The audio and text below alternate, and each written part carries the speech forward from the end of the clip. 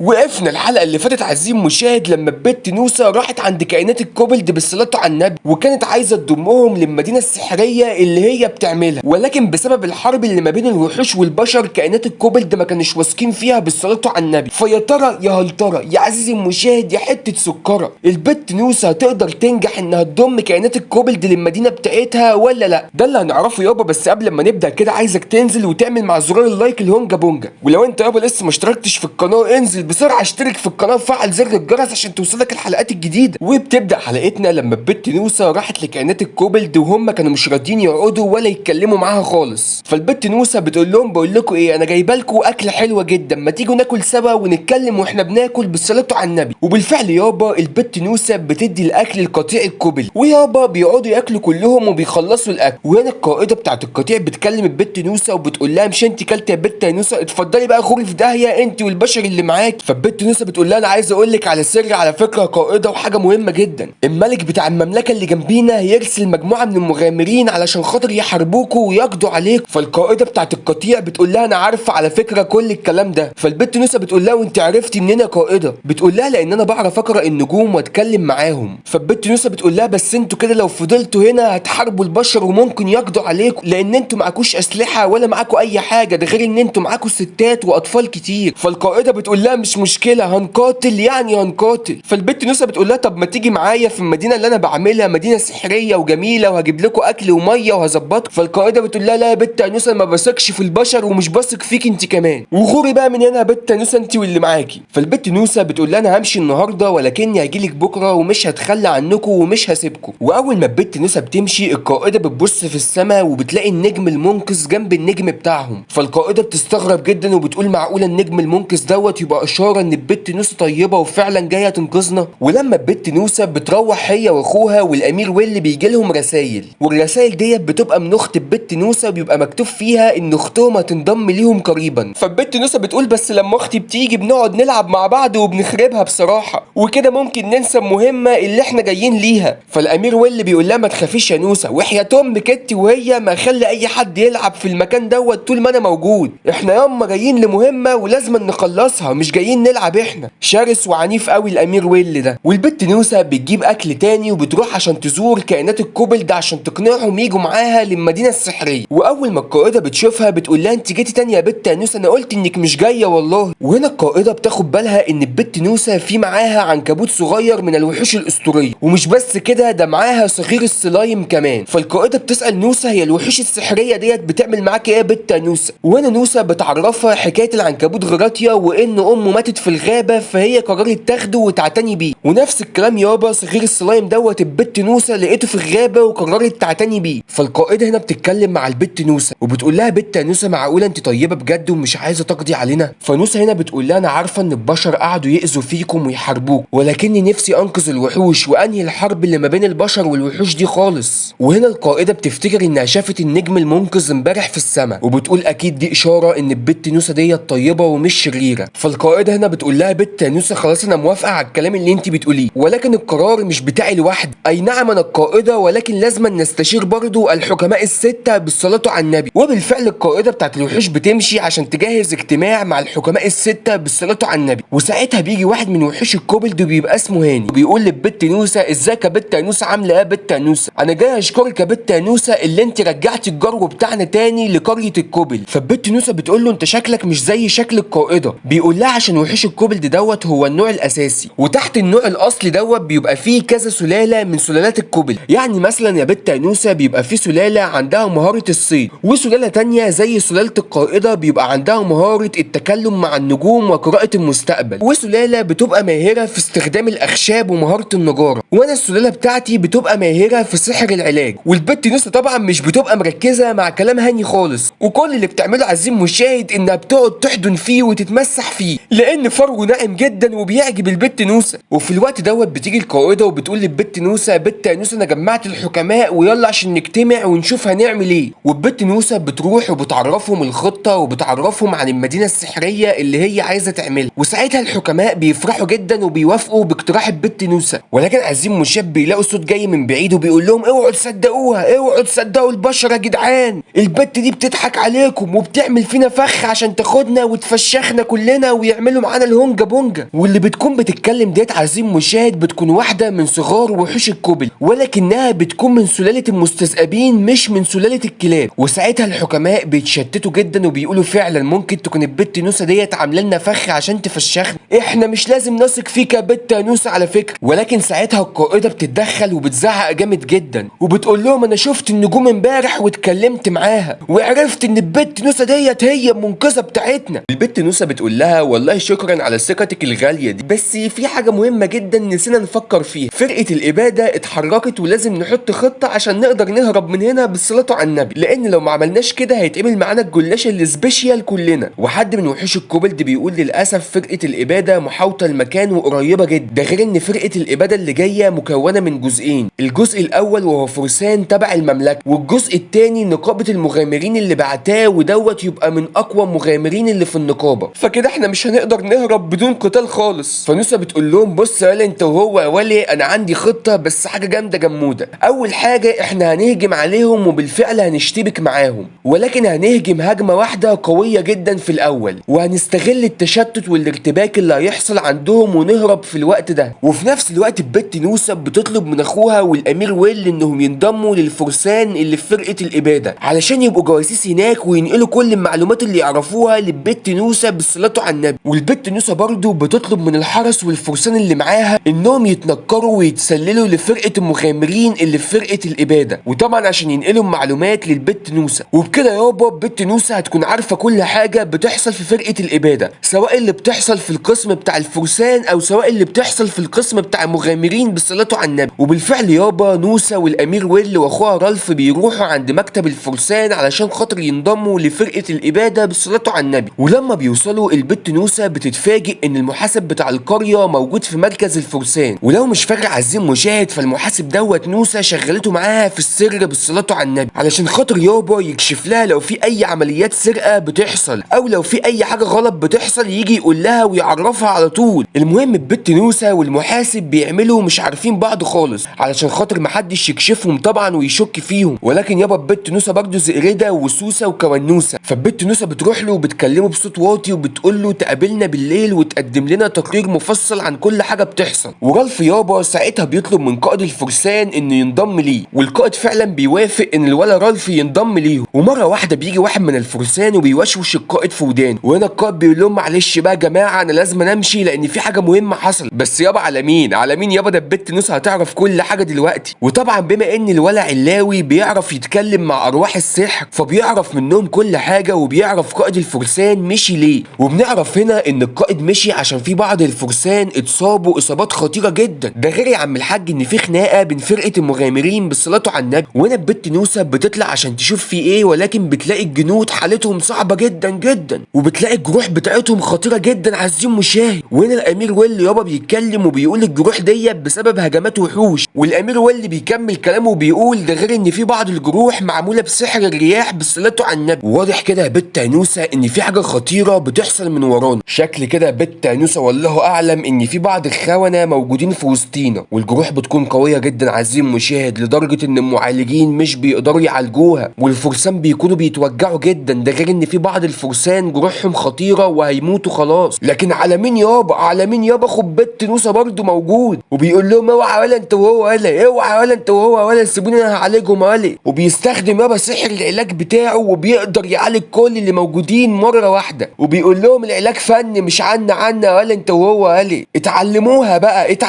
بقى ولا. والبت نوسه بتقول ايوه بقى هو ده اخويا اللي مصيطني وبيخليني اتباهى بيه واتفشخر بيه قدام الناس كلها، الله عليك ولا يا رالف يا معلمه. وساعتها اول ما بيفوقوا الامير ويلي بيسالهم انتوا فاكرين مين اللي هجم عليكم وعمل فيكم كده؟ فالفرسان بيقولوا له بص احنا مش فاكرين كل اللي هجموا علينا، ده غير ان في كتير ما شفناهمش اصلا، بس في واحد فاكرينه وكلنا شفناه، وده كان واحد من المغامرين بيقدر يروض الوحوش. وساعتها الامير ويلي بيقول شكل في خونه كتير في الجيش بتاع الاباده ولازم نتعامل مع الموضوع ده في اسرع وقت لانه كده هيبقى خطر على المملكه. فيا ترى يا هل ترى يا عزيزي المشاهد يا حته سكر، الامير ويلي هيقدر يمسك ويقفش الخونه اللي في المملكه ولا مش هيعرف؟ ومين هو مروض الوحوش دوت عزيزي المشاهد؟ وايه هي الوحوش اللي بيعرف يروضها اصلا؟ وهل وحوش الكوبلد فعلا هيقدروا يهربوا ولا هيتعمل معاهم الهونجا بونجا كلهم؟ وايه التقرير اللي هيقدمه المحاسب للبت نوسة. دي كلها يابا حاجات هنعرفها الحلقة الجاية، فانزل بسرعة اشترك في القناة عشان تنضم لعيلة نور يابا وتبقى واحد مننا بالصلاة على النبي، وعشان اول ما الحلقات الجديدة تنزل توصل لك اول واحد. وانزل اعمل لايك يا اسطى، انزل اعمل لايك يا اسطى، والله عيب اللي بيحصل ده يا جماعة. وكان معاكم نور من قناة ملخصات نور، وبس كده، سلام.